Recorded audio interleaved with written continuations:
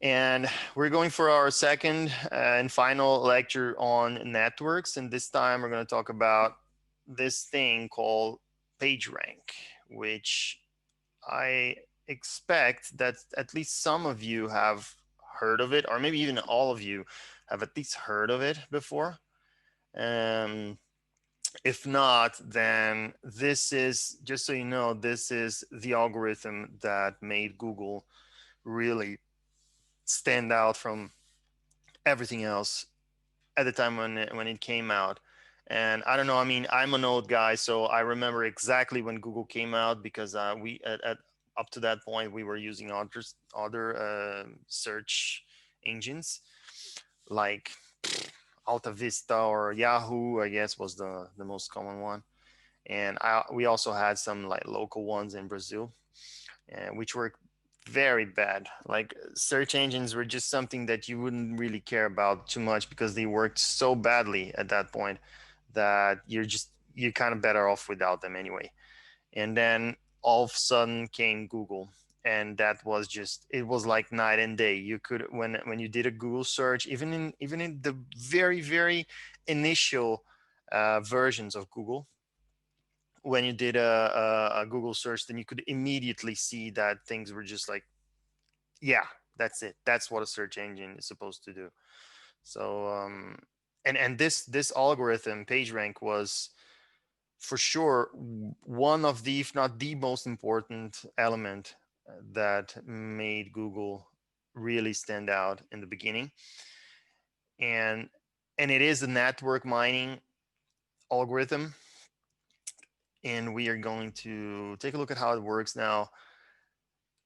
It's probably, I think it wouldn't be like too wrong to say that it is actually one of the most important algorithms in the history of data mining, uh, because of the impact that it made on the world. Not only because it made a lot of money, but also because it just changed everything, right? It relates when it comes to how we our everyday lives. It changed. I guess it's safe to say that it changed everything about society. So, well, this is just a not really that much related, but it's interesting to see that when we think of the internet as a graph, and we're gonna, this lecture is mainly about the internet. This is one of the ways you could think of the internet, about like a graph, but like, for example, computers connected to routers, and routers connected to other routers, and so on, and that is basically the internet. We're not really, in our case, we're not really going to go that way, and we're going to think about the web as a graph, right? Not really like the internet infrastructure, but the web, the websites as a graph, the hyperlinks between websites as a graph. This is an example from the book. And basically it's just like some conceptual idea of some websites connected to each other, like the university is connected to classes, the classes is connected to are connected to the teachers, and then blogs, and the students. And the idea here is that basically this is like a citation graph. Like if you write a paper and you cite other papers, then you're establishing a connection between two papers, between your paper and some other paper that you cited, right? And in the case of the web is exactly the same. So you establish, let's say, your website as one node of the network, and then let's say spontaneously, so to speak, you yourself establish these links between your website and some other website. So you choose to link to another website, to point to another website, right? And this is a directed link.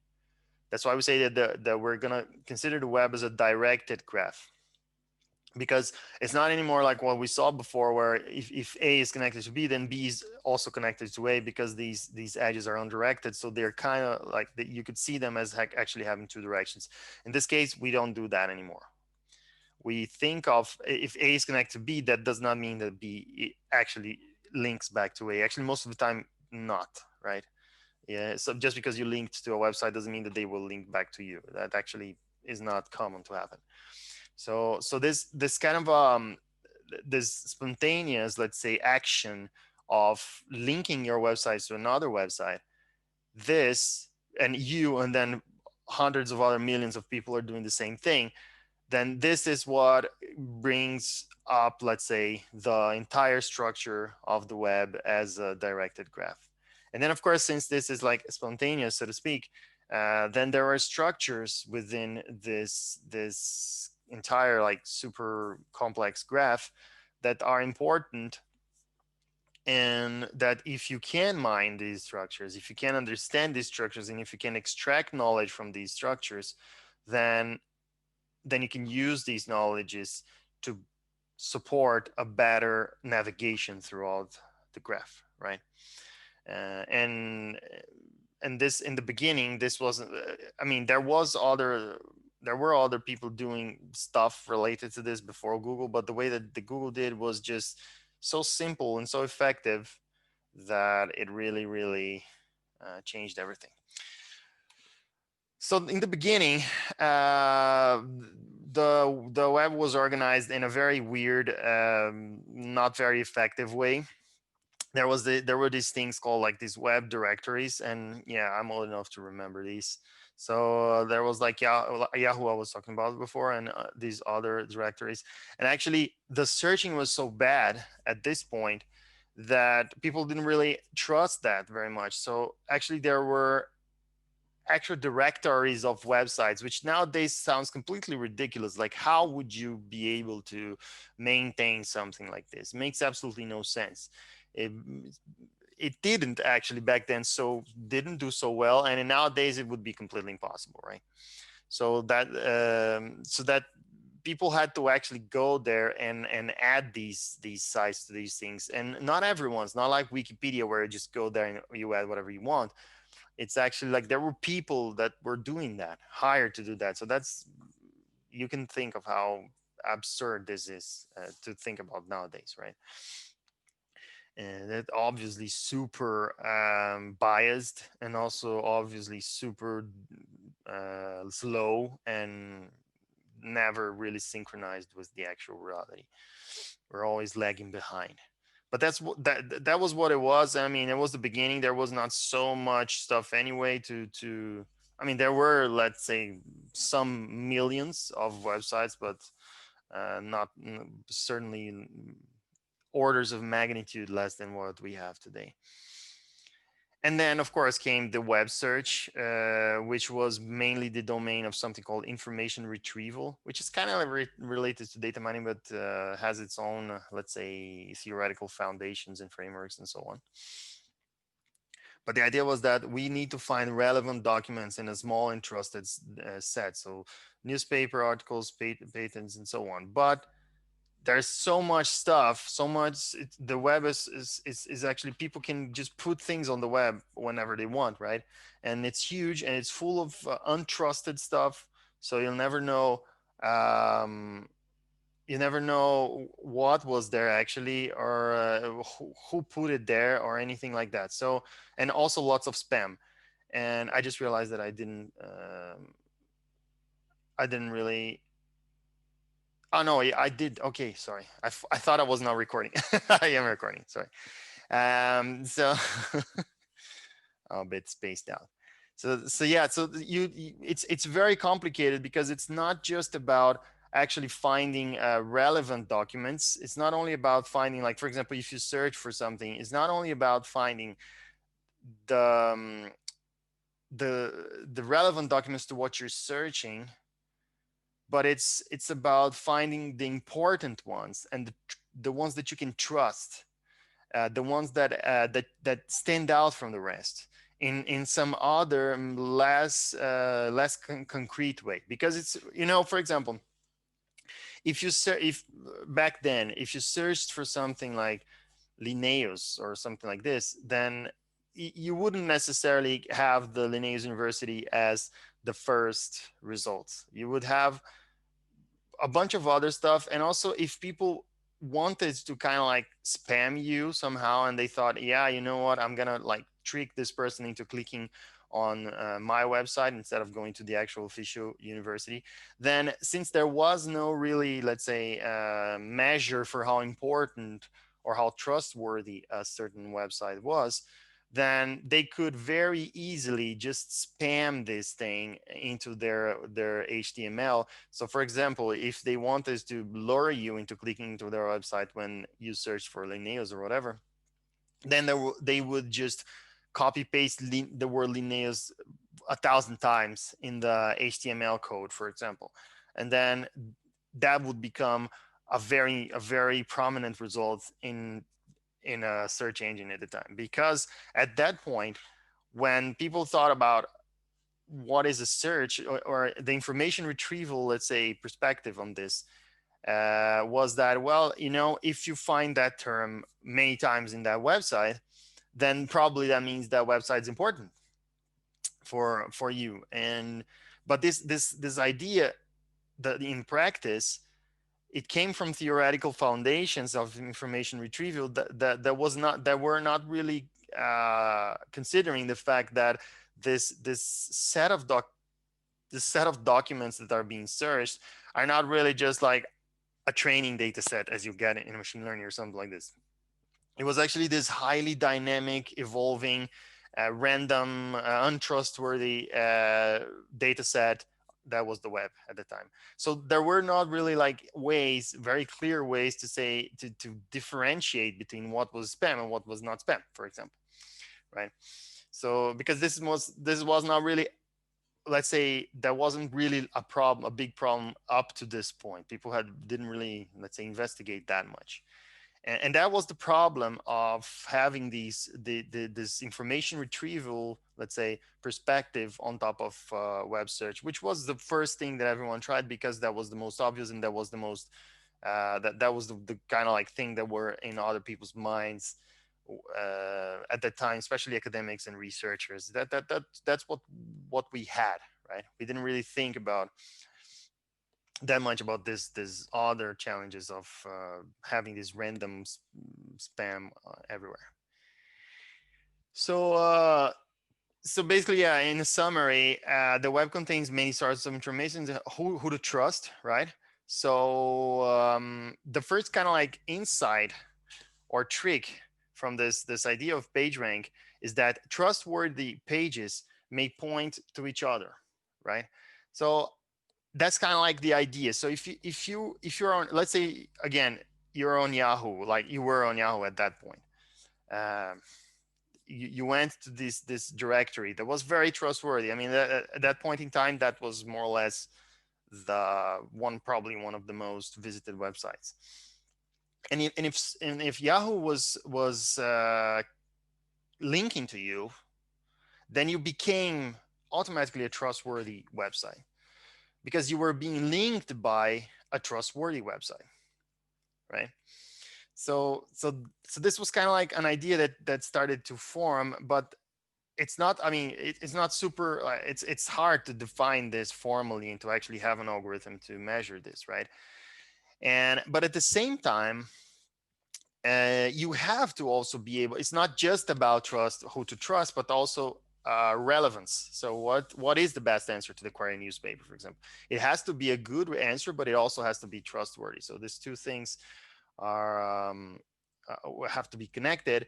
And again, this trick that came was that, well, maybe the page that is the best to answer a query about newspaper is not necessarily the one that actually has a lot of words newspaper in it, but actually ones that are maybe linked to or that point to other pages that are trustworthy newspapers pages, for example. So you see that the connections between the nodes in this graph actually become more important than the actual content of the web page, because the content of the web page can be manipulated very easily, right? You can, I mean, it's your website, you can write whatever you want in it, but actually getting linked to by a trustworthy page, that's something that's much harder for you to actually manipulate, right? And this was, I mean, you can still manipulate that, but that was the idea then of the whole PageRank algorithm, and also some other algorithms that are also ranking nodes and giving importance measures to nodes. So you can think of this as a way to measure the importance of a node in a network. And this is kind of like the basis to both PageRank and many other algorithms. This idea that you can manipulate your own content, but getting a trustworthy page, an actual trustworthy page to link back to you, that's much harder to do. And if that happens, then probably you are also trustworthy, at least to a certain extent. And of course, I mean, people are smart and they still find ways to work around these things, but still we kind of expect that this works. So in summary, all web pages are not equally important, of course, and for some reason here the nodes, the colored nodes in my graphic, they got a little bit out of place. But the idea here is that in this case, for example, of course, some personal website is not as equally as important as, for example, the Stanford website, right? And in this case here, the graph here should represent that the Stanford website here is being linked by many other websites, while the personal website over here is not being linked too much about from by other websites. And I guess this is not a very good graph anyway, because it doesn't have any idea of direction. But anyway, the idea is just that if you look at the structure of the graph as a whole, and you find these patterns, let's say, where there's a lot of people linking to one website, then you compare this to another website like this, where there's not a lot of people linking to, then it's like, yeah, this one seems to be much more important than this one. Yeah, so then the idea is, let's rank the pages by the link structure, and then we come to PageRank. So how to do that, right? And we will start by talking about PageRank with this so-called like flow formulation. Is a way to think about PageRank as the flow of let's say trust in a network. How the flow of trust happens, and if we let this flow, let's say, go on for a long time, what would be the situation of the network after that that number of let's say steps?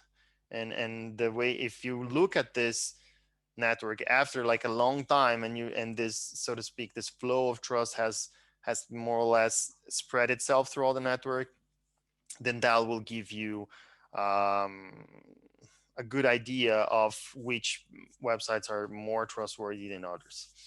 But we're gonna go through that, and actually I hope you see that the algorithm is incredibly simple.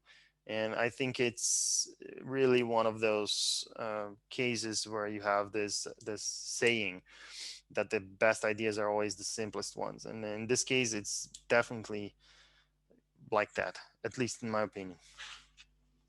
Of course, there are small details and caveats that you have to deal with, but the overall idea is really simple. So links as votes, that's the idea behind PageRank. When you're linking to a website, it doesn't matter if your website is important or not, you are voting for that website. You're saying, this website is important for me. I'm linking to it because there's a reason why I'm linking to it. And the reason is that somehow it's like let's say a way of me saying, this is I'm highlighting it, let's say. So I'm voting for it. I'm trying to say, okay, this an interesting website for you to navigate to regarding whatever it is that I'm talking about. So a page is more important if it has more links, and it's more or less as simple as that. But of course, it's is it about incoming links or outgoing links? It's more about incoming links than outgoing links. First of all, because outgoing links, you can link to whoever you want, right? It's up to you. It's your website. But again, you cannot control who is linking back to you. And since it's a directed graph, that makes a lot of difference. I have a question here from Christian. He said, how did they collect the data? Did they use some early form of web crawling? Yes, they did. They did. It was so the two guys from Google were Stanford PhD students at that time, both of them in the computer science department. And actually, you guys are gonna read their paper this week. And it's very funny to read it and think about how things have changed from that point. That was 98, or well, there are two papers. There were two big papers, one from 98 and one from 99. But they did do an early form of web crawling, and if I'm not mistaken, if I remember well, they had 24 million websites at that point in their database. So it was like this research project that they had at Stanford, and they did the web crawling, and they ended up with a database of 24 million websites. And that was the first database of Google. Actually, it's interesting to see that in their paper, they say, oh, please try Google. And then it's like google.stanford.edu. It was not even google.com at that point. So, so yeah, so the idea is that a page is more important if it has more incoming links. And basically, that's as simple as that. And again, if you think of in links as votes, then of course Stanford.edu had at that point 23,400 in links.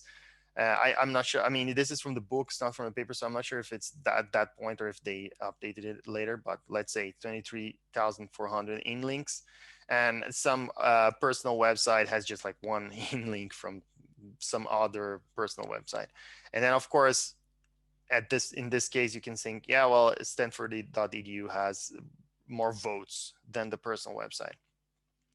However, that's not all, because if that was all, then you could still very easily manipulate that. Like, for example, you could say, oh, okay, you know what, I want my website to be very well positioned in a search, so I will create 1,000 dummy websites that have nothing but a link back to my website. So now my website has 1,000 incoming links. And actually, people did that before Google, and that was one huge problem. So that's why you would see like a lot of trash results in search engines, because people are just manipulating that all the time. So you just take that, like create 1,000 empty websites, link back to your website, all of a sudden you have 1,000 incoming links. And of course, that's not desirable. So links from important pages count more. And now we start to get into a very interesting state of things when you think about the algorithm itself, which is, okay, I'm important if I get a lot of links, but links from more important websites are more important than links from less important websites. But the importance comes from in links, and then the importance affects the outgoing links, which will affect the importance of a website, which will affect the incoming links, and so on. So it becomes like this problem of the chicken and the egg, which one came first, the chicken or the egg? It's exactly the same thing in this case. It's a recursive question, because the importance is based on the incoming links, and the incoming links are based on the importance. And it may seem like this kind of like mind-boggling thing that it's impossible to fix, because it's let's say an infinite loop, right? A links to B and B links to A, but actually it's not. Actually, there's a very straightforward formulation for this problem, actually even mathematical formulation, that is in terms of eigenvectors. And it's the second time we talk about eigenvectors in this course. We talked about it when we were talking about PCA. And if you keep on studying data mining, you were probably going to stumble on eigenvectors every corner you turn, because they're one of the most important formulations on linear algebra and everything. So in this case, it's again eigenvectors. And I will try to intuitively show you why the let's say the most dominant eigenvector of a certain specific matrix solves this problem in a very, very nice way. But before we go on, this is an example of what would be like the results of the computation of a page rank on a small graph, right? It's interesting to see, like, for example, B obviously is the one with the highest page rank because it's linked to by lots of other sites. Um, and I mean, not just because it's linked back to lots of other sites, but these sites themselves also have a little bit of importance. But also C is an interesting case here, which you see that it only has one link from B, but still it's the second most important node in the network. And that's simply because B is so important. B is such a very, very like crucial node in the network that just getting linked by B is a huge thing. And even if it's just one link from B, and then C becomes this also very big thing. And as you can see, one interesting thing is that the smallest ones, the purple ones, are the ones that are not linked back to anyone. So it's not that they are zero importance, but they still have a little bit of importance. And we're gonna discuss why that is so. That wouldn't happen actually. If I'm not mistaken, if you actually did the optimization, let's say in the most naive way, then that wouldn't happen. These nodes would be like zero importance because no one is linking back to them. But there's some slight modifications that we have to do in the actual algorithm in order to make sure that some of like specific caveats of this web structure did not really end up in a completely weird result. And it's also the case with A, for example, because A is linked to someone but does not link back to anyone else. So that's also like a small special case of this algorithm that needs to be sorted out. But basically, this is what would happen with a page in a page rank calculation of a simple data set. And again, the question then becomes, how do we overcome this problem of having this chicken and egg problem where one thing is dependent on the other and the other is also depending on the first one? So actually what we do is we do it step by step. So at the first step, let's say the first time you run the algorithm, then everyone will get a certain first approximation of the importance that is based simply on number of links. So at that specific point, actually, if you do have a spam farm, so to speak, or like there's thousands of websites that are just exist in order to link back to your website and give it more importance, at that point in time, your website would have a lot of importance in that first step. But what happens is that you do the same thing again, and then again, and then again, like 50 times. And as you do it, and you take the results of the previous step, and you use that as the importance for the next step, then as you do it, the importance of your website starts to go down while others start to go up. Because slowly the system, let's say the algorithm, understands that those links that are coming back to you are not really that important. And other websites start to grow in importance.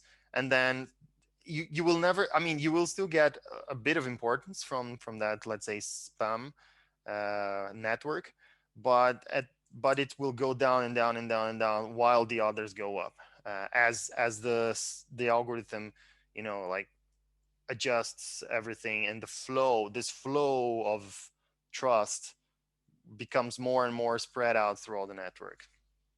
And basically that's it. So in the next few slides, we're gonna, let's say, establish how it works in a more formalized way with a little bit of algebra and a little bit of math. So I hope you guys are not too scared of that. If you are, I promise I will try to make it as simple as possible. Now, this simple recursive formulation, each link's vote is proportional to the importance of its source page. So basically that's it. Like if some important website is linking to you, then you get a lot of also importance. So this importance will like flow down to you. So if a certain page J with a certain importance Rj, so let's consider R as being this vector of importance that has one value per node of the network. So if you have, let's say, 1,000 nodes in your network, then R has 1,000 elements, one for each node, right? And then Rj is the importance of J. Now this page J has n out links, so that also affects how the flow of importance goes through the network. So the out degree, let's say, because if then each link gets one share of this importance. So it's not like the whole importance of the website gets, let's say, passed down to every other website that's been linked by that one page J. Actually, the total amount of importance is equally split between every other link that is being pointed to. So basically Rj divided by n, if n is the out degree of page J. Okay.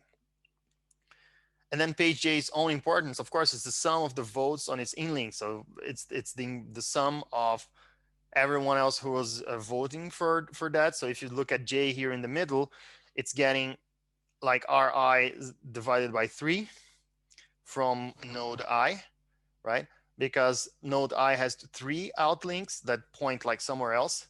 So J, two links that point somewhere else and 1 that points to J. So J gets 1/3 of the importance of I.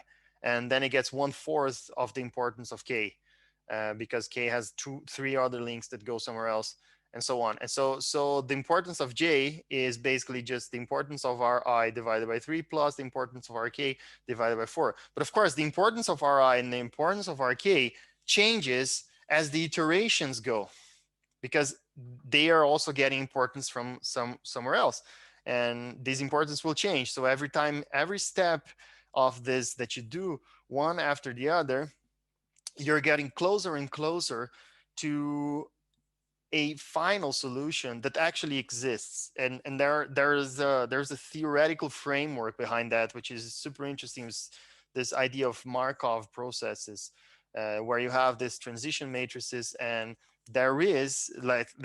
it's proven that there is a final state that the system will reach that if you let these iterations go for like a long time, maybe infinitely. But of course you don't do it infinitely, because after a while the approximation is good enough, so you don't have to really go on forever. But the idea is that there is a mathematical framework that proves that this whole thing, this whole system of flow does reach a final state if there are some constraints in the organization of this network that need to be followed.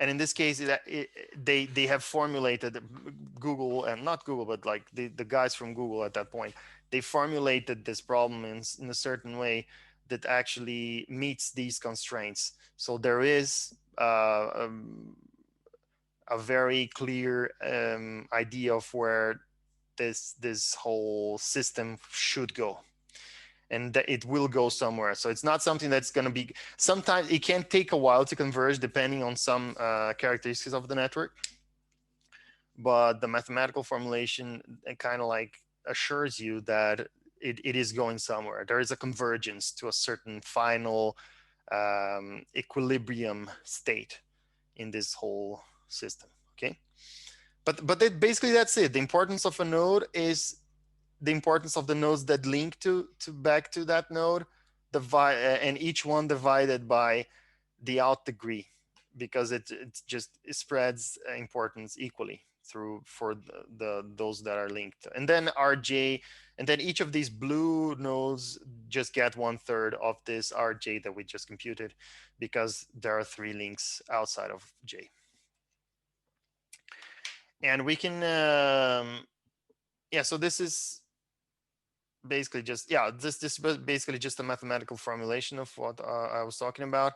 So in this case, you can see that for some reason here, this Y has a backlink to itself, or self-link. I don't know why that how that makes sense in the web, but anyway. And so why here, this edge here kind of like gives Y back, let's say half of its importance back to itself, and then half of it goes to A, y takes half of the importance of a, and m also takes half the importance of a, and a gets the whole importance of m. And by basically the definition, and let's say the mathematical definition, and later we will actually think of it as a matrix instead, because that makes much more sense. But as the formulation is that Rj is the sum.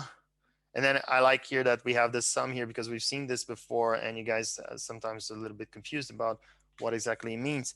But in this case, it's a sum of every I that connects to J. So this I in this arrow that connects to J, this says that this is for every connection between, for every, let's say, edge between a certain other node I that connects to J, you take the Ri and divide it by Di, and Di in this case is the out degree of node I. And this is the formulation. And actually, you can think of it as, well, in this case, I mean, of course, in every case, you can think of it as a system of equations. But in this case, of course, it's a little bit easier to see that you have just 3 nodes, right? And so it's interesting to see that these are like recursive equations, right? Ry equals Ry divided by 2 plus Ra divided by 2, and so on. And I mean, this is not, it's not super easy to find this straight away, like doing as you would with just normally algebraic substitution, or how do you say that, reduction, Gaussian elimination, I guess. And that's not really that easy to do this, because it will always become recursive. Like, for example, if you take Ra divided by 2 and you replace Rm here with Ra divided by 2, then you can see that Ra now is based on itself, as like depends on itself. So it becomes a bit, I don't have the mathematical framework to explain to you how you would solve this specifically, to be honest. But there are other solutions, and we will look at them. I have a question from Christian. He's saying, would the sum be over a row column of the adjacency matrix? Well, yes. However, in this case, we're talking about a directed graph, right? So it's not like the adjacency matrix as we saw before, when you just had a symmetric adjacency matrix that was the same across the in the 2 sides of the diagonal. That won't happen here. So in this case, you can think that, for example, the row of the matrix, or one row of the matrix, are the incoming links, for example, and the column are the outgoing links. So the first row would be all the links that are incoming to the first node, and the whole column would be the links that are outgoing from the first node. And of course, it could be also the transpose, depending on how you do it. In this case, we're going to very specifically use the column as the outgoing links and the row as the incoming links. And that's because it's a very important part of the algorithm. But yeah, as long as you did the same thing that we did in the previous one, where we were dividing the rows by, or well, in the previous one, in the Newman one, we divided the entire matrix by the sum of all its we divide the entire matrix by the sum of all the edges 2 times, well, by the sum of the entire matrix, let's say. In this case, what you would do is you would have to kind of like normalize it by the out degree. So every column would be divided. Yeah, exactly. That's exactly what it is. Every column would be divided by the sum of the column, because you need to give out the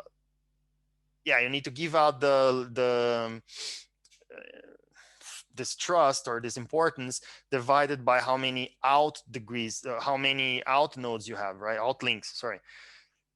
So if you take every column and you divide by the sum of the column itself, then you're basically dividing each link by the out degree. So each column would sum to 1. So then it would be like, if there are 3 out links, then it would be, every link would be 1/3, 1/3, 1/3. Yeah. So then every column would sum to 1, because if you have 3 links, 3 out links, then it will be 1/3, 1/3, 1/3, and the rest will be to all zeros. But then if these are the out links, right? So if you were to, and here I'm stepping like 10 slides away, right? Just because you asked, so I hope it's okay. But then if you think about actually the RJ, then you would sum over the row, right? Because you're getting the importance of a node based on that node's outlink, not yours. So that's why it would be the row. But that's not all, because again, it's not just 1 over the out degree, it's Ri over the out degree. So actually it's a dot product of the, let's say, a row with the previous step importance. But just I think maybe I'm going too far, so I will slow down now, and we will come back to this. Lisa, you have a question, please? Yeah, I wanted to ask, so is it not possible if I'm linking one page several times? Mm-hmm. If I have a page, why is it equally distributed? Maybe I cite Stanford University several times within my website. That's a good question. I'm not sure. I don't think they specifically, I don't remember if they specifically explain that case in the paper or the book. Like, if I don't know if that becomes just one link, period, or if that becomes several links between the same 2 nodes. I'm not sure. That's a good question. Okay. I think maybe from what I can see, they basically consider you're linking to Stanford, period. So I don't think it matters if you're linking to Stanford many times. But on the same side, at the same time, I don't remember also. Well, at the same time, I'm pretty sure that they consider each page of the website separately. So it's not like it's a website linking to another website. As far as I remember, if I'm not mistaken, I think they do separate between pages. So like if you have 10 pages in your website, and so each of them becomes a node. But I won't tell you 100% sure now, but I think that's the case. And I think that makes sense, because sometimes you have one domain that has like lots of websites on that. So you couldn't just consider one domain as being a node, because that wouldn't make a lot of sense. So I'm pretty sure that they consider each different page as a different node. So if you have the same page linking many times, probably that doesn't matter. Probably it's just considered as being one edge, one out edge. But it's something interesting to investigate. I'm not 100% sure about that. But can I also ask, because you said about the relevance, Mm-hmm. how do they measure relevance? Do they look at the websites that have keywords and then citing this one very important website, and you think that, okay, then this website has the right information? Yeah. So do you mean that I mentioned that there were two aspects, right? One was like how important the website was, and the other was the relevance to a certain query, right? Yeah. Yeah. So in this case, when we're talking about PageRank, this is independent of query, right? So this is just a value for the graph, period. But the relevance, then okay, I can tell you what was the original approach of Google was that, yeah, it would do a text search on a website. And I don't remember for the exact details, you have to look at the paper, which I will link later in Moodle.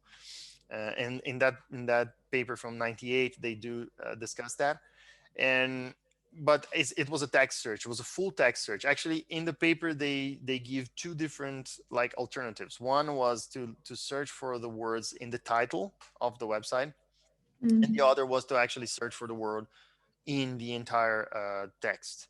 But of course, this is 98, right? This is like nowadays it's completely like much more. There's a lot of other stuff, and actually we're gonna have a lecture on text. I think it will. I think it's either next week or the other one, and then we will talk about that, like But TF. now you can also specify if you want it in the title or you want it in the Yeah, body. You yeah, specify right, it, yeah. right. So the overall thing was that basically they first checked for relevance. So first they searched for the query, and then when they got like, let's say 100,000 results, then they ranked by the page rank, Yeah, yeah, yeah. I you know. understand. Okay. So basically these two things were working together. So in a way it was okay that, for example, you search for a website and you get a lot of spam. It was okay to have that, because then PageRank would re-rank the websites, and then you basically just look for the first, I don't know, 20 ones or something. So at that point, so at that point, it was okay to have this trash, let's say, results in the query, because PageRank filters them out, so to speak. But Can I yeah, just ask another question? yeah, please go on. If you have, if separate pages of one website are different nodes, Mhm. then you, okay, if we say, okay, that's a very important website, right? Then all of them are linked to each other, right? So they get the rank from, so If they have links to each other, yeah, like if they have a link, maybe they have a link back to home, then yeah, they because they would be crawled, right? They would crawl yeah, these pages, and I think it makes sense that different pages are different nodes, because, like, for example, if you're looking for, I don't know, like it's Wikipedia, let's say, and then you're looking for, you do some search, and I mean, you don't want to be linked back to the homepage of Wikipedia, right? You want to be linked to the actual page of the subject that you're searching for. So I think it makes sense. But of course, that subject, that page is linking back to the home of Wikipedia. So Wikipedia gets also page rank from being linked back by their own. I guess. I mean, I don't know nowadays if they deal with that, but I guess it would, because it's just a network, and it's just connections. But the subject, the Wikipedia subject about Sweden is probably does not link back to the Wikipedia subject about, I don't know, Apple or something. So it's then these two things will not get. no, I mean that those pages that are nodes, they should get more importance if it's an important website in general, right? So they need to get incoming links from the main Wikipedia page, no? I guess. I guess. Although nowadays probably this is another. I guess nowadays it's another beast completely, because everything, almost every website nowadays is dynamically generated, right? So it's not like these websites are just there. So I'm Yeah, not sure. okay. I'm not sure exactly. I, I mean, the formulation is, it's complicated, because the formulation is from 98, so it's just a graph, right? So Yeah, yeah, yeah. two things are linked if they have a link or not. So it's complicated. But if Wikipedia, for sure, if Wikipedia links to someone or to something, then for sure that something will get a lot of page rank. So for example, if you have a reference to something in Wikipedia, like a paper or something, then probably I would guess that paper's website will get a lot of page rank. Yeah, okay.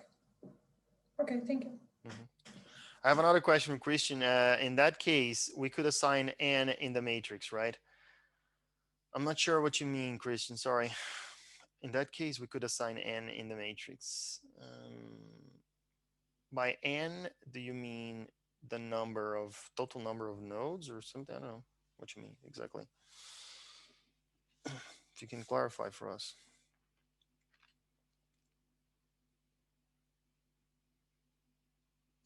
If we had multiple connections to the same site, I guess so. I guess we could, yeah.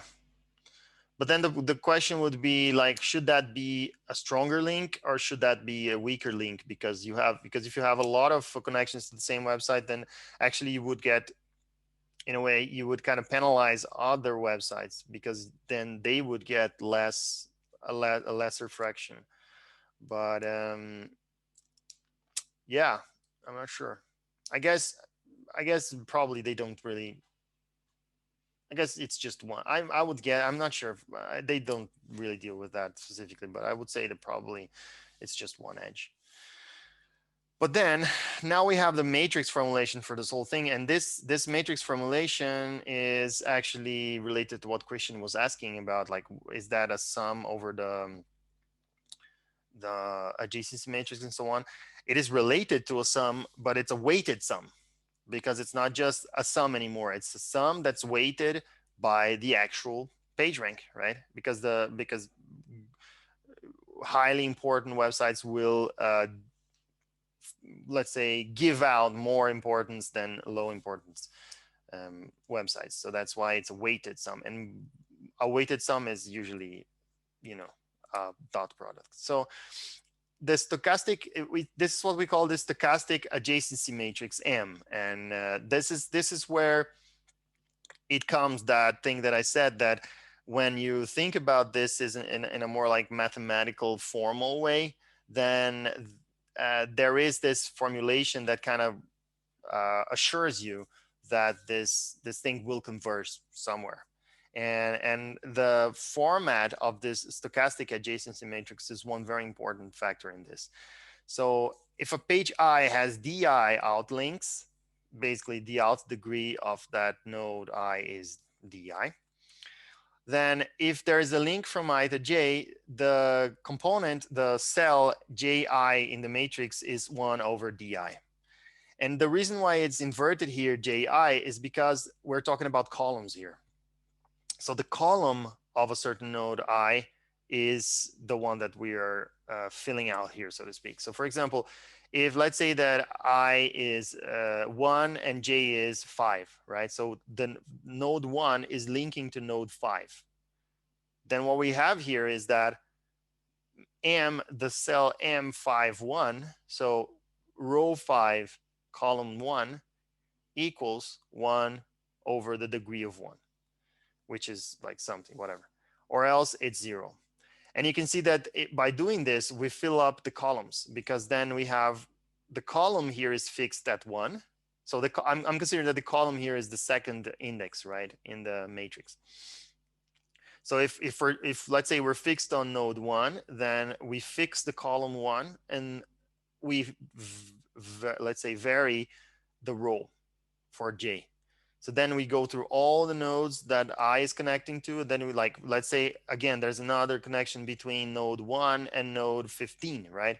Now we go to row 15, column 1, and we put there 1 over D1, which is the out degree. And then basically after that, the column sums to 1, because every edge gets one equal, let's say, partition here, or one equal fraction of the importance that the node I is giving out. And then we have the matrix M. That's very important. And again, this format of this matrix M, that's like this stochastic adjacency matrix, this is very important to make sure that the algorithm converges. And there's also another concept of a substochastic adjacency matrix, where the columns don't have to sum necessarily to 1, but they have to be less than 1. And in that case, that also works. But basically, that's it. And if these constraints are not met, then it's a problem. Now, rank vector R is a vector with one entry per page. This is the one that I discussed earlier. So let's say you have a rank vector R. R comes from rank.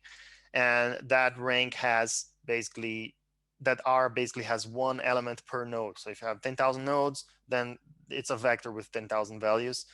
Or if you have 1 million nodes, then it's a vector with 1 million entries. And the matrix M, again, is also, well, matrix M is like the adjacency matrix, so it's a square matrix of n by n.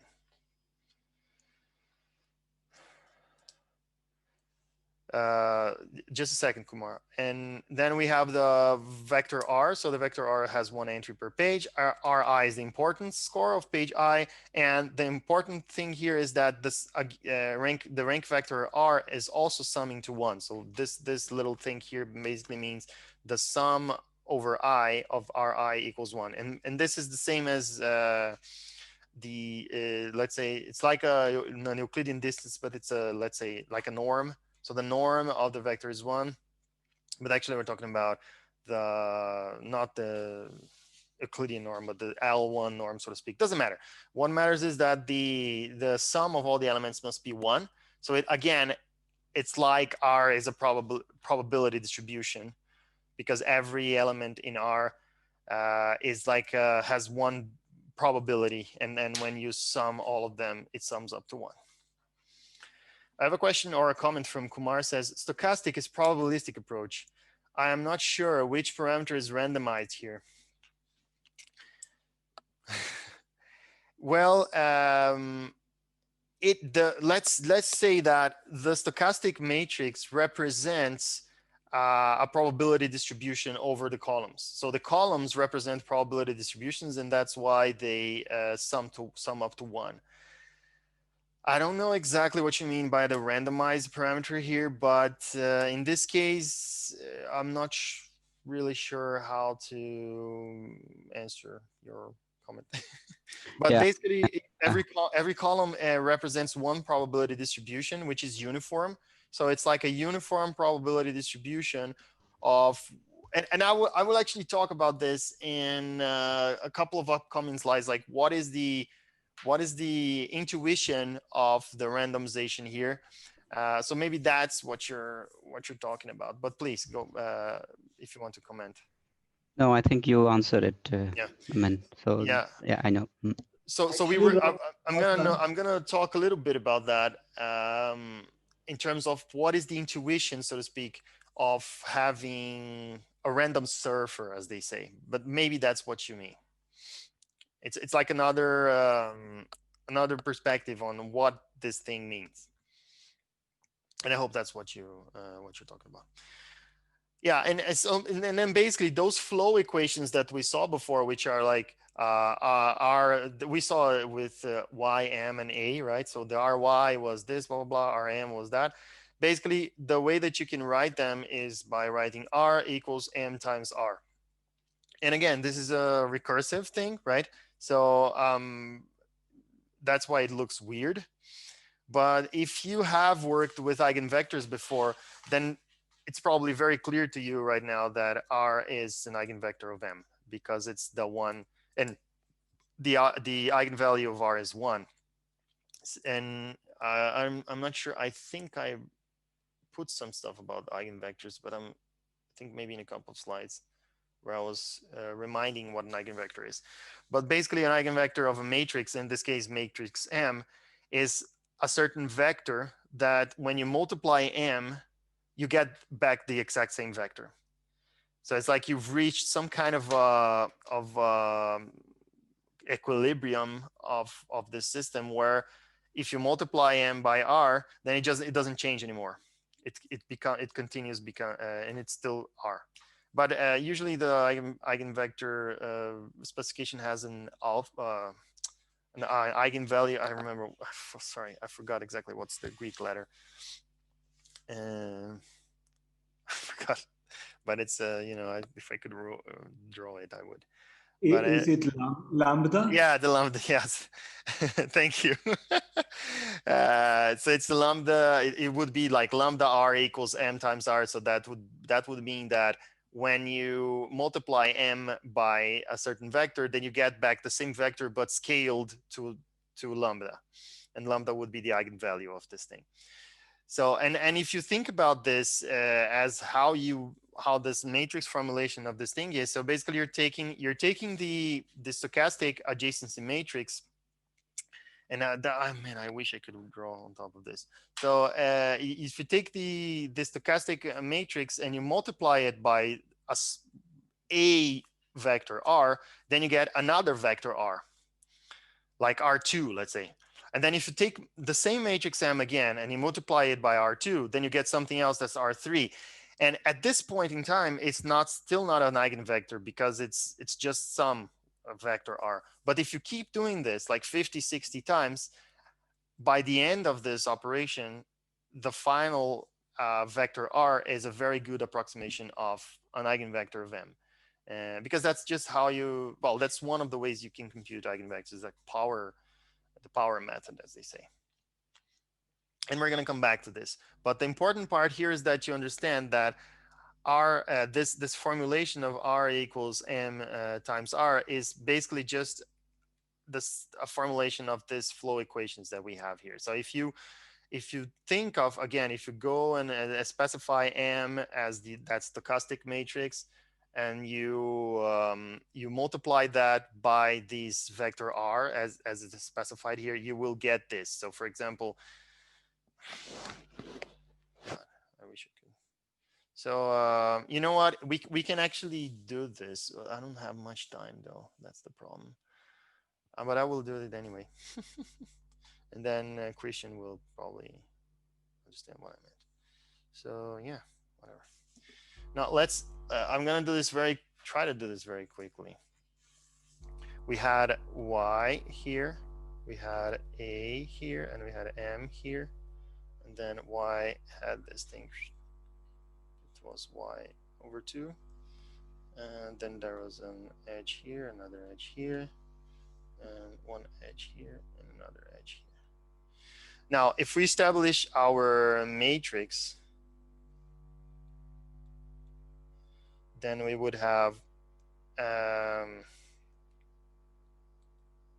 let's say this is Y, A, M, Y, A, M. Then we would have Y has an edge to itself. Y has 2 edges in total, so it has one edge to itself, one edge to A, and no edges to M. A has one edge to Y, no edges into itself, and one edge to M. And M has no edges to Y, one edge to M, or A, sorry, and no edge to itself. Now, this is our M matrix over here, right? And our vector would be, so actually our vector in the beginning, it could be anything. So in the first iteration doesn't matter. So we can like just make it 1, 1, 1, for example. Now, and that's called, let's call this R. Now the question is, what is M times R? Well, it depends on how you see matrix multiplication, and there are 2 different ways of seeing this, depending on how and when and where you learned linear algebra. So the most common thing is to think of each element of this, because MR, so M is 3 by 3, right? And R is 3 by 1. So MR is for sure 3 by 1, right? So it's a vector like this. Because I don't know, I mean, if you guys remember, right, when you have this and you have this, then you end up with a 3 by 1 matrix or vector. So, oh, that's horrible here. So this is MR. Now, usually, and I'm actually not gonna do it like this because I'm gonna need more space for this. So let me just make it like, it's some vector like this that we're gonna do. So usually, the way that you think of matrix multiplication is by taking like the first row, for example, the row MI, the first row of M, and do a dot product with R, and that would be 1/2 plus 1/2 plus 0. Then the second one would be 1/2 plus 0 plus 1. And the third one will be 0 plus 1/2 plus 0. That's one way to do it, but there's also another, whatever, it doesn't matter. This is what's the result is. So if you guys don't understand how to get to this, what I just did here, please let me know. And at the end here, what you would have then is basically 1, 3, half, and 1/2. And this does not sum to 1. And that's because we would need to scale it down here as as a, let's say, a follow-up step, but I won't care about that right now. So what matters is that this would be the, let's say, you could think of it as being like, if this was R0, then this would be R1. This would be the first step of, like, the first approximation of the ranks, or the page ranks of the nodes. And then what you would do is then take M again and do it times R1. And then you would get something else. So you would you would get a slightly better approximation, and so on and so forth, until, and then that would be R2. And then you would go on, and then after that you have to scale it down to 1, and so on and so forth, because that's how it. And I think actually here usually what they do is they already start with something that was scaled down to 1, but I forgot about that. Doesn't matter. Does this make sense? Let's think about this. Y.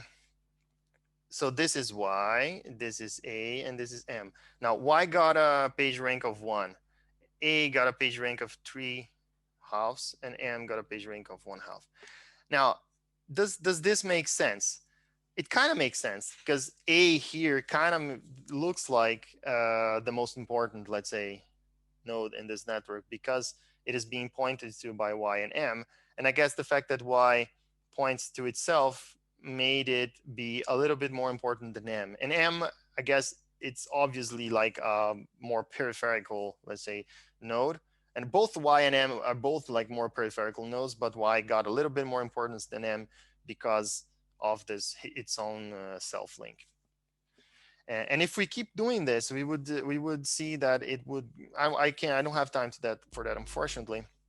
But I hope that now Christian can see that this was a. So you said, is this a sum over the rows, over the columns? Well, it is actually a sum over the row if you think about it, but it was a sum over the row times, or dot product, the actual current ranks that were already computed or were defined initially as like this uniform distribution. All right. So basically, that's more or less how it works. Now let me go back to my order share here. How do I say do this? Stop sharing. And now I share my slides. Yeah.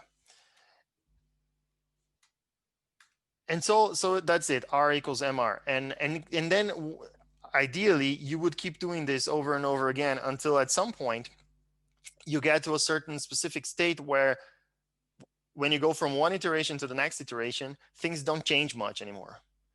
And it will anyway, let's say this rate of change in the system will go down constantly as you are doing this over and over again.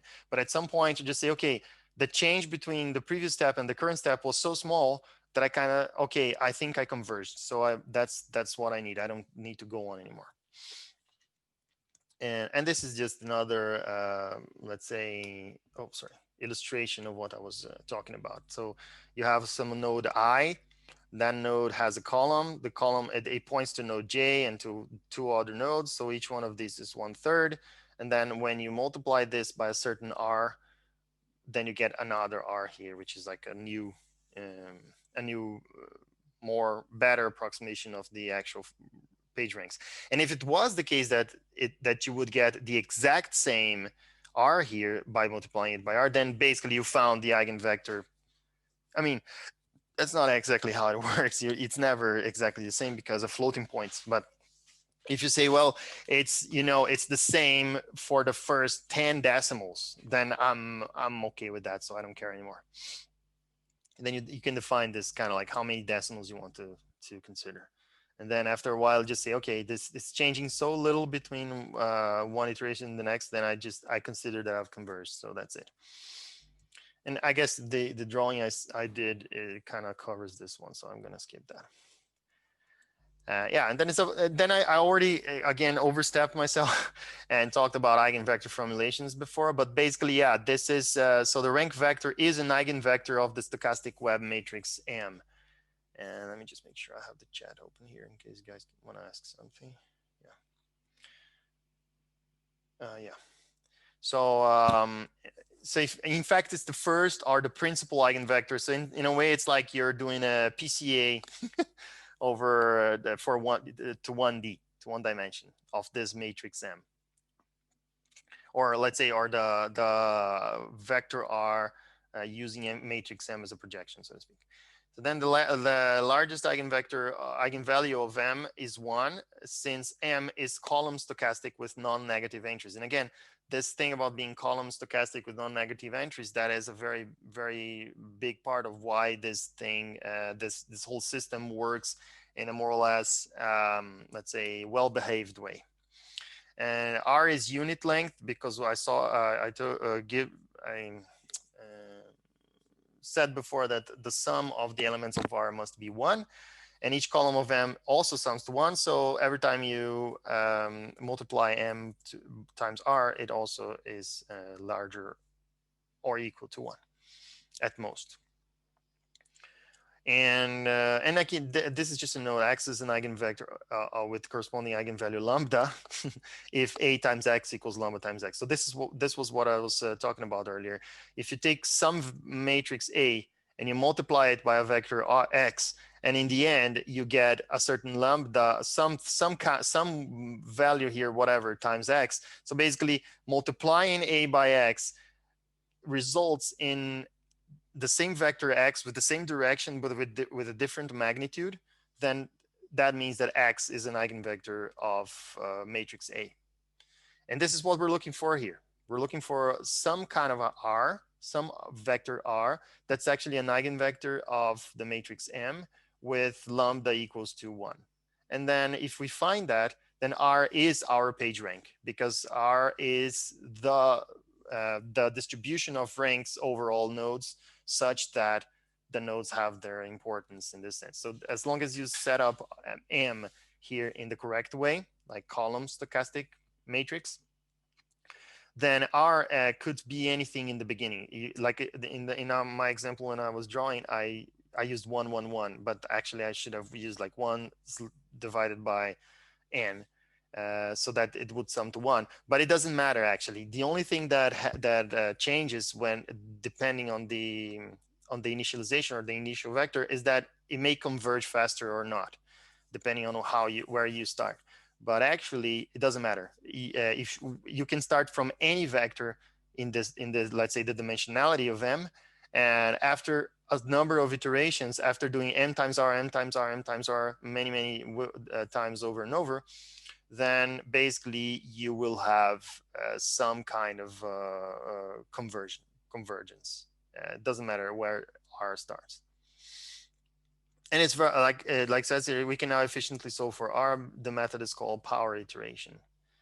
And there's an interesting also formulation for this, where you can actually prove that if you're iterating many times here, actually you're basically just doing multiplying M to the power of something times the actual initial vector, which would be perfect if you knew how many iterations you want to go. So if you have a fixed number of iterations, then that works.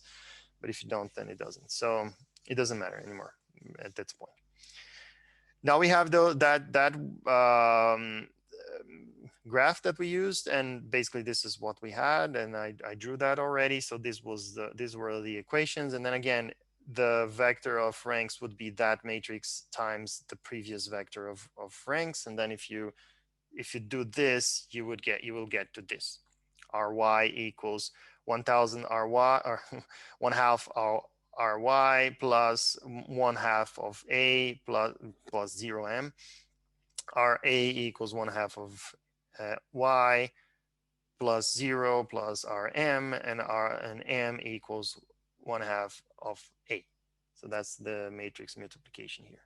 And that's it. That's how you get the equations. And it doesn't matter how many, let's say, doesn't matter how many nodes you have here. The equations here are the same. It's just that it's harder to solve if there's a lot of nodes. You could solve this probably by hand, but not if you have like thousands of nodes. And then there's this power iteration method, which was the one that I was already talking about before. So given a certain graph with n nodes, where the nodes are pages and the edges are hyperlinks, The power iteration is an iterative scheme so that you initialize. Yeah, you see, I initialized it wrong in my example. Sorry. So it should be 1 over n.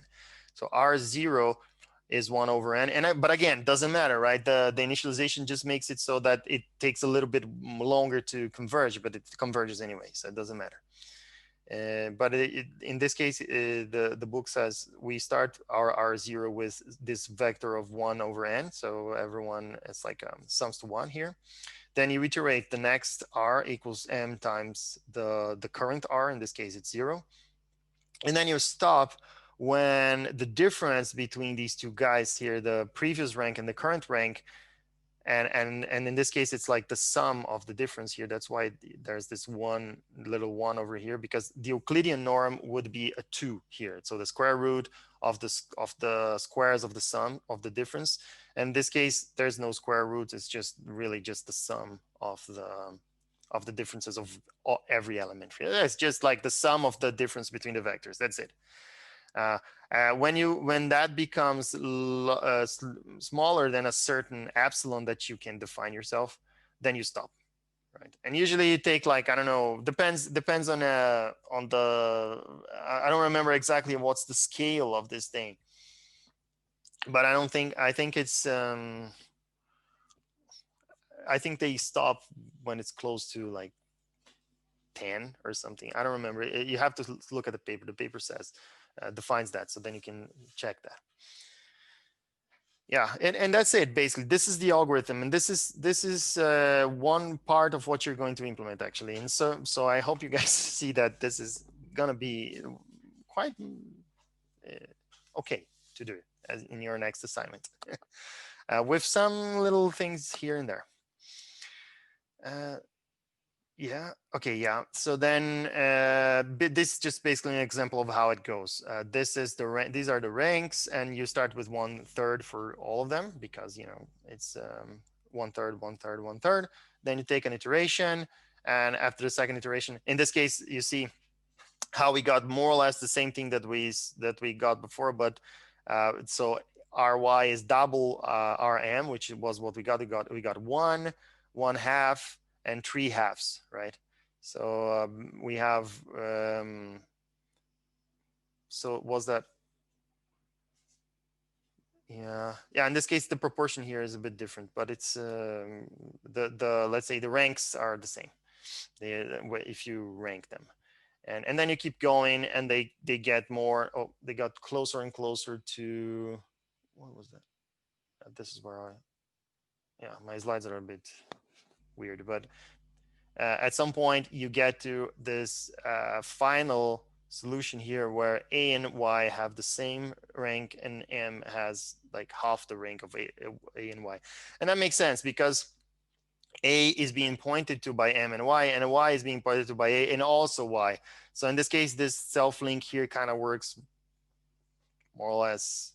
Yeah, I'm not sure because M has a lower rank here, so I'm not sure if A was supposed to be. Yeah, I don't know. But anyway, this is the final result, and it kind of makes sense that Y and A have the same because of the self-link here.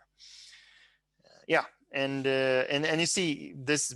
I don't know how many iterations we would need to get to this actually, but for a small network like this, probably not so much. Now we get to the random walk interpretation, and that's, I think, what Kumar was talking about.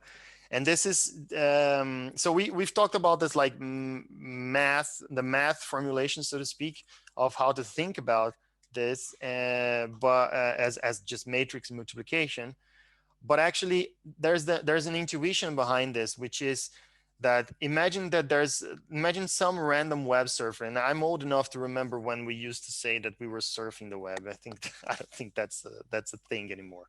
So imagine a random web surfer, someone who is just like following links on the web.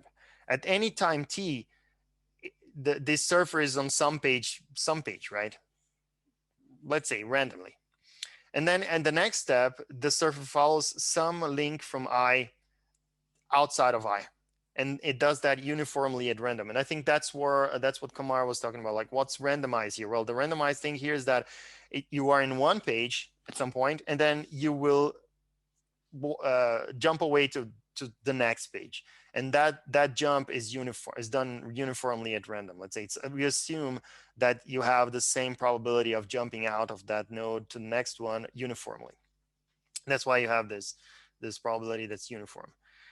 And then you end up on some page J that's linked from I. And then you repeat this over and over again. So if you let this kind of like random web surfer jump around the web infinitely, the interpretation of the page rank is, where would that surfer be after infinitely, let's say almost infinitely jumping around the web at random, uniformly from every node I to any node J that's linked by I.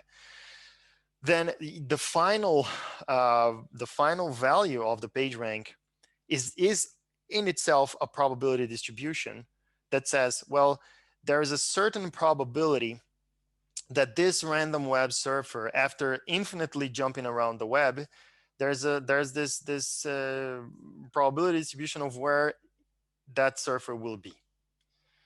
And the larger the probability of a certain node, the larger the page rank, or the more important that node is. Or you could also think that there's like a lot of surfers, like almost infinite surfers jumping around. And then if you take a snapshot after like a very, very long time and you count how many surfers are in each, let's say, website, then in a way that would be your probability or your page rank. The number of people or random surfers, if you had almost infinite web surfers jumping around the web, and you take a snapshot and you look at them, so okay, how many of them are in each of these nodes? And that would be your page rank. This is the let's say the intuition, the random intuition of this, and that's why it is looked at as a probability distribution. So Raphael, Yeah. could I just ask a question, because that opens for, as you say, if we just randomly initiated a random walk and kept track on which gave each page 1 point every time we traverse it or arrive at it. No, not exactly that. Yeah, but it's the same as having one surfer and keeping track on every page he visits, and how many times he visits would be the equivalent of having many surfers and see how many is at every page at any time. But that's not really the point. My point was, would that be an efficient way of actually calculating the page rank, or is it more efficient? Because how efficient is it on 1 billion nodes to do this matrix approximation? Yeah. Would we be better off to actually using the random, even if my first attempt here was wrong? So would we be better off actually simulating it and just taking the values from the simulation? Yeah, I don't know for sure if the interpretation that says if we like compute how many times the surfer has jumped between the like in each node. I don't have like a clear mathematical tool set here to tell you if that's the same or not. But the idea is that you would compute the probability of where it would end up. So where the random walk ends after like almost infinite steps. And then there's a probability that it will end in each node with a certain probability. So, but to answer your question, yes, it is one way to approximate PageRank for sure. However, there are some caveats that we need to discuss before the lecture is over. So I will try to yeah, Christian, exactly. So we will get there. Christian said, it would be fun to have two pages pointing only at each other. It would screw up the probability. Yes, it will screw up the probability. And make no mistake, the Google guys knew about that. So that's why I'm saying that this is just like this is just the basic formulation, but we will get there. But yeah, doing a random walk is one way of approximating page rank. But then there's the problem is that there's a lot of parameters that you have to think about, like how many times are you going to run this, how many random surfers you will throw at this web, how many steps will they take before you stop the random walk, and all of these affect the actual how good is your approximation of the page rank. And I actually did something like this in a paper that I'm going to present in a couple of weeks, which was that I was trying to approximate t-SNE, for example, using random walk in order to accelerate it, and we actually got some interesting results. And if you want, I can change. I can show that to you later. So, but yeah, that you can. But again, the approximation itself ends up having its own parameters and its own error that you need to consider. So yeah, this are just basically the same thing that I said before. Sorry. So Sorry, there's one question I'm a little bit confused. For example, like since you randomly assign the rank, right, to each page, but for example, like there's a page, it's not that popular, but and he got a very high random rank at the beginning, and another a page is very popular, but it got a really low rank. So then, like, should we have something like a range to limit the ranks, the random ranks? Then, like, because if the unpopular one got the higher rank and the popular one got the lower rank, then it's going to take more time to calculate it, right? I'm sorry, I'm not sure I explained. Why do you say that the popular got a lower rank and the non-popular one got a higher rank? Why would that be? Because at the beginning we don't know the ranks, right? Yeah, so we just give uniform ranks to everyone, like this. Okay, I thought it's random. No, you start with uniform, like 1/3, for example. So if you have 3 nodes, then everyone starts with the same rank of 1/3. Thank you.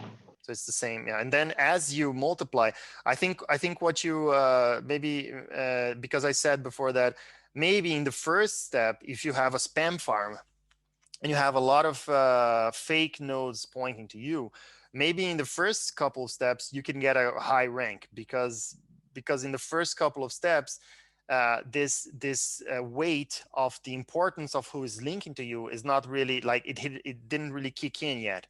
Because basically in the beginning, all it matters is that you're being linked by a lot of people because everyone has the same importance. But as you go, as the flow of importance really goes through the network, then the importance of the nodes, if you have fake nodes linking to you, that importance goes down and the importance of actual real important nodes go up.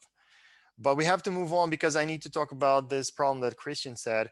So basically just like, okay, this is a central result from the theory of random walks, Markov processes, that for graphs that satisfy certain conditions, this stationary distribution or this final distribution of importance, or this final probability distribution of where will this random walker or this random surfer be after an infinite amount of jumps, then this is unique and it will eventually be reached no matter what the initial probability distribution was at the time 0. Or in other words, no matter what the initial ranks were, the stationary distribution will be reached if the graph satisfies certain conditions. And those conditions are, for example, that the matrix M has to be column stochastic.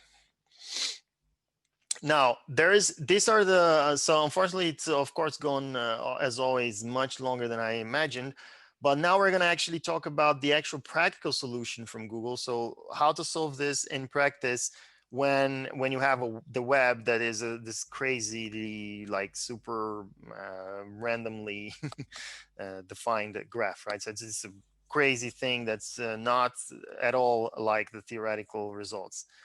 And what would you do? So the first of all, these things are not. This is the problem here.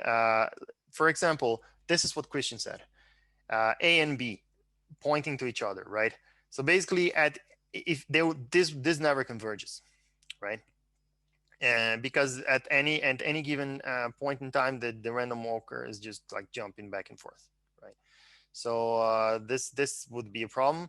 And also when you have something like this, which is what we're going to talk about, this is a problem because B here is, let's say, a dead end, right? And I just have to skip this because I only have 10 minutes and I have to go straight to the point here.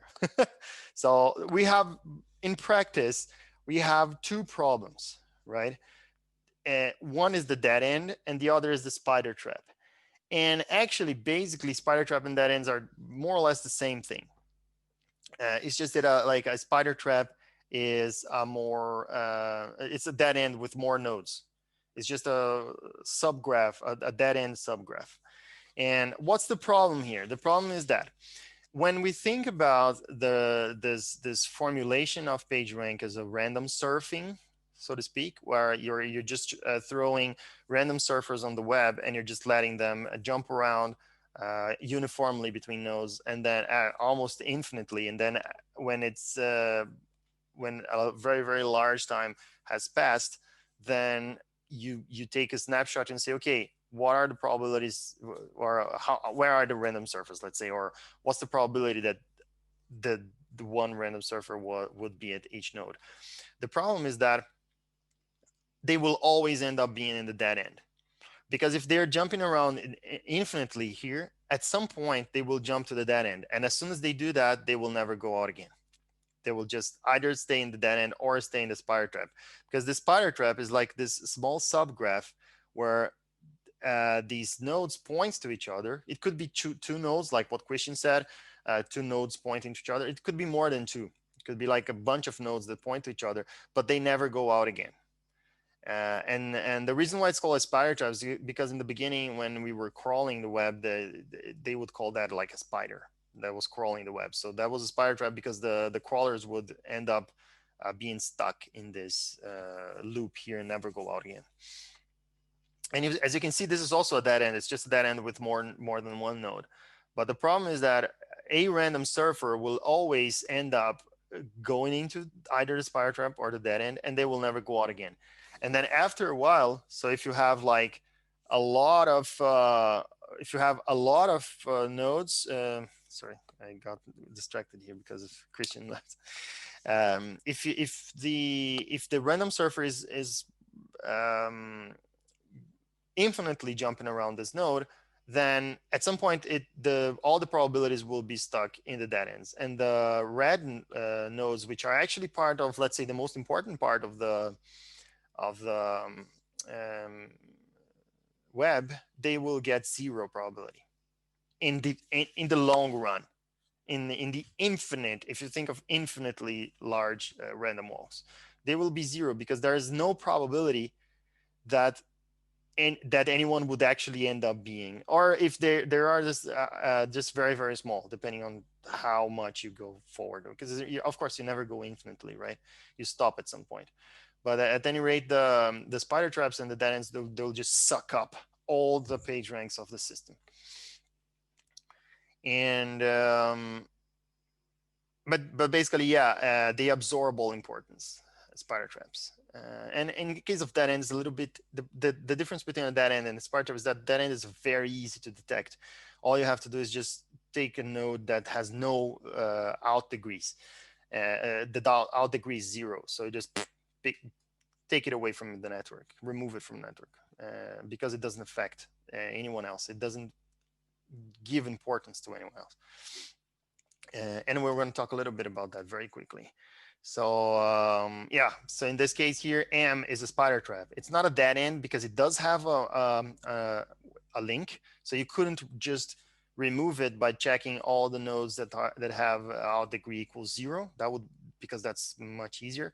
So it doesn't have out degree equals 0, but it points to itself. So it's a spider trap. And as you can see, if we iterate over the power method, then at some point M gets 1 and everyone else gets 0. So M absorbed the entire importance of the network to itself. And that's obviously a problem, because your method will not only will it will not work, but people will start building these spider traps on purpose in order to steal the page rank of other pages. So in practice, what is the solution that Google actually implemented in their paper? Well, at each time step, the random surfer has 2 options. With a certain probability beta, follow a link at random, which is the normal behavior. I follow some link. But there's also a probability 1 minus beta. So for example, if beta is like 80%, then there's a 20% probability that you will simply jump to some random page. So there's a probability that you will just, okay, I found a dead end. Then, okay, well, in the case of dead end, that's clear, but that actually can happen any time. So at any time, at any point in time, this random surfer is jumping around, and there is a 20% probability that he will say just like, all right, you know what? I'm just going to jump to this other page completely at random. And common values for beta are on the range 80% to 90%. So there's an 80 to 90% probability that he will just jump to some other node uniformly, or sorry, to some link uniformly. And then there's a 20 to 10% probability that it would just like jump out and just choose somewhere else to go. And so the surfer will teleport out of the spider trap within a few time steps, basically. So as or from anywhere else. So there, it doesn't get stuck anymore. The spider trap still absorbs a little bit of page rank, but this guy kind of gets spread out evenly with the other nodes. And this is the practical solution, which is quite interesting. However, so this is the solution for the spider trap, right? So we don't remove spider traps from the graph because it's a very hard problem. Like you can't simply remove spider traps. They're not so easily detectable, and they can be like, it could be a spider trap with 10,000 websites. Who knows, right? It's not something. It's really very hard to. I guess at some point the spider traps become entangled with the web, and it's really hard to actually like. The web is too large, especially nowadays. So you can't just remove them. So in that sense, by simply adding this 1 minus beta probability, that kind of like it's solved in a way. It's still a problem, but it's, you know, it's right now this is the best thing that they could come up with at that point in time. However, with dead ends, actually, the problem here is that at some point the probability just goes to 0 simply because the matrix is not stochastic anymore, because one of the columns is completely 0, and you can't have that. If you have that, then the whole optimization stops working, and at some point, and after some iterations, you just end up with 0 page rank for everyone else, and that's a problem. So in this case, you have to actually deal with this dead ends explicitly. And I don't know exactly if only the solution of jumping out would be enough, but I guess not, because there's this problem with the matrix not being stochastic anymore, and then the Markov process kind of doesn't work anymore. But what you can do is simply follow random teleport links with probability 1.0 from dead ends, because it's so easy to detect a dead end that you can just take a dead end like this, and you can see, okay, if a certain column is all zeros and there's no outlink from here, then I just kind of like assume that that after you reach a dead end, you have a uniform probability of just jumping anywhere else. So just put that into your matrix in a way that makes it stochastic again, and you just say, okay, a dead end is a dead end, so I'm going somewhere else, and then you just replace the column, a column with all zeros with 1/3, and basically that's it. And I mean, spider traps, like they're discussing here, spider traps are not necessarily a problem. But if you let them do their thing, then your page rank scores are not really what you want it to be, right? You want it to be something that's spread out through the entire network. And if you let a spider trap just do its thing, then it's not going to be that. So you have to deal with that. But dead ends are a problem. Dead ends are just like, yeah, they screw up the optimization. So we have to deal with them specifically. And yeah. I could follow. It's a simple intuition, and I understood the matrix solution for the dead end. But what is the equivalent in the matrix case of doing a teleport? I can see that in the network, but how do we do that in the matrix? What does it mean when we do it in the matrix case, that we suddenly teleport? This is what it means. Thank you. So basically this is the same yeah, so this is the final solution of everything together, right? So basically the rank of a node is always the beta times, well, this is M, right? This is the same as M. Actually, I have the matrix. Let me just go on to the next one. This is the matrix formulation. So you have beta times the stochastic matrix plus 1 minus beta over n, basically. I mean, I don't know why they use this weird formulation here. 1 over n, that's an n by n matrix where all entries are 1n. I guess it's just the same as just summing a constant here, but anyway. So at every time, at every point in the iteration, you are, every node gets an extra uniform probability of with the page rank. So then what happens is that it's in the intuition is this: at every point in your at every point in your iteration, like at every iteration, not only every node gets some extra importance from their neighbor, from the incoming links, but they also, everyone else just also gets an extra constant uniform probability of 1 minus beta over n at every step. And since everyone is getting that, then you can still, like, the spider trap is still there. So the surfers, let's say, are still getting page rank from each other inside or the nodes are still getting page rank from each other from inside the spider trap. But since everyone else is also getting more and more probabilities, then kind of like the state of the system keeps on going. The spider trap is still there, but everyone else is also still there. So then hopefully the system balances itself out as you iterate and over and over and over again. And hopefully the real important nodes will overtake the spider trap. And I guess that's the real, like, final idea of this thing, is that the spider traps are still there, but the real important ones will overtake them if you just keep feeding them, let's say, this importance from the neighbors. And this is the formulation of the matrix. So instead of just multiplying, yeah, so in this case we have it's R equals AR. It's not R equals MR anymore. You have this slightly more complicated matrix A, which is based on M but plus some extra stuff here, and then you just do the same thing, but instead of M you use A, and the power method still works. And in practice, beta equals like 0.8 or 0.9 or something like that. So yeah, and this is actually the end. Well, this, I mean, I could go on, but I will actually just well, so this is the example M, and this is, yeah, so 0.8.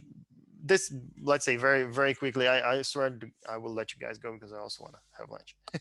But this is basically the same we had before, but now we have 80% chance that the actual matrix M is going to, be applied, plus a 20% chance that, well, it's complicated. It's a frequentist. Let's say when I say there's an 80% chance of something, that's not really that, right? You're actually adding all of them to the system. So we're always thinking about, like, what is happening in the infinite expectation of the whole thing. So but the intuition is that there's an 80% chance that the surfer will jump according to the links, but there's also a 20% chance that it will just go somewhere else. And in the end, that's the matrix you have by kind of putting these two together. And yeah, and these are the let's say weights of each of these links in the whole system. And then you can just keep on multiplying and so on. And at some point you see you get something like M is still a spider trap. So M still gets a lot of page rank, but A and Y get also a little bit of page rank. And I guess it's everyone's guess whether this actually worked or not, because M still got a lot of page rank. But of course, this is a very simple example of a network. I guess in the real world, probably the real important nodes end up winning, or else Google wouldn't be Google. So we kind of know that it works because we have a proof. And that's it. My last slide was I was going to discuss with you how to actually encode this sparse matrix in disk in order to make it more efficient, but it doesn't really matter that much. It was just more like a bonus slide.